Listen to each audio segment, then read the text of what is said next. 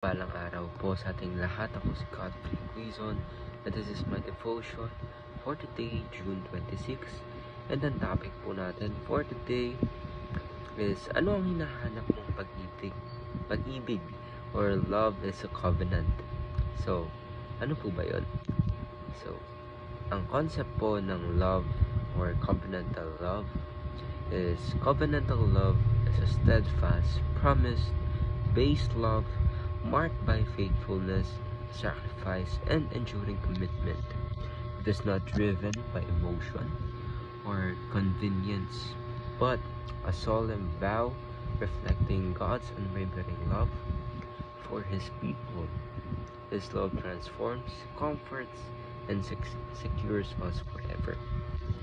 So, ano po ba yung ibig sabihin yon? So, ang ibig sabihin daw po ng covenantal love is ito daw po yung pagmamahal ng ating Panginoon. So, ang ating scripture for today po is Jeremiah chapter 31 verse 3.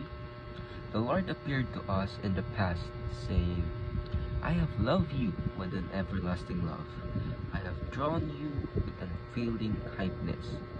So, ibig sabihin, may dalawang love po kasi or dalawang kind of love. Yung isa is covenantal love and yung isa is cardinal love. So, ibig sabihin ng cardinal, carne or flesh. Ibig sabihin ay yung worldly love. Ibig sabihin, minamahal mo lang yung tao dahil maganda, dahil sexy, or makikita mo siyang pogi, or may condition. Pero ang sinasabi po dito sa bubulol ako, so sorry po. Ang sinasabi daw po dito sa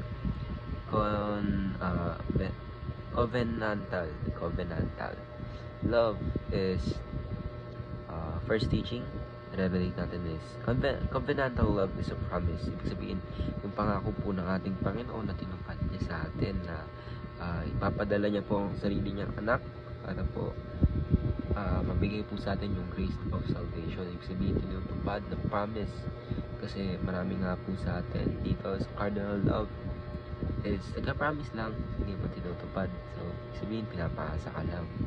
And of course, halos naman lahat tayo ng tao is nakaka-break tayo ng promises.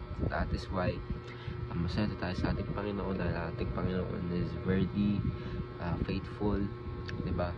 And hindi siya mag-back out sa sinabi niya, sa promise niya. So, second teaching is covenantal love.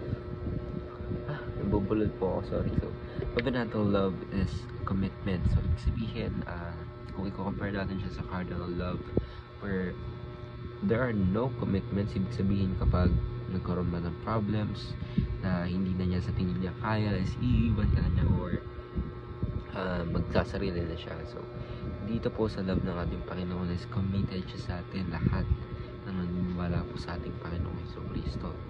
Dahil po is ganun po talaga ang ating Panginoon, diba? Kung hindi naman committed po ang ating Panginoon, di sana wala po, hindi po tayo niligtas ng ating Panginoon Jesucristo, diba? Kasi sobrang makasalanan po talaga nating mga tao. So, third teaching po natin is covenantal love is sacrificial. So, ibig sabihin, may sacrifice na nangyari kung ano nga po yung ginawa ng ating Panginoon Jesucristo sa krus para hindi na po tayo maghirap. Siya na po yung gumawa lahat po ng kakahirap natin. Siya na po yung pumasan lahat ng mga bagay na dapat pinapasan po natin ngayon. Diba? This shows po talaga yung love ng ating Panginoon para sa atin.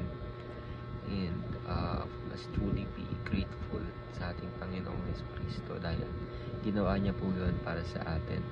Iniisip niya po tayong mga tao na sobrang makasalaan na siya lang po yung makakapagligtas. So, ayun lang po. Ako si Godfrey Quizon and this is my devotion for today, June 26. Sana po ay marami kayo natutunan. Ayun lang po. And God bless you. May mga langgam po eh. Mag-apa.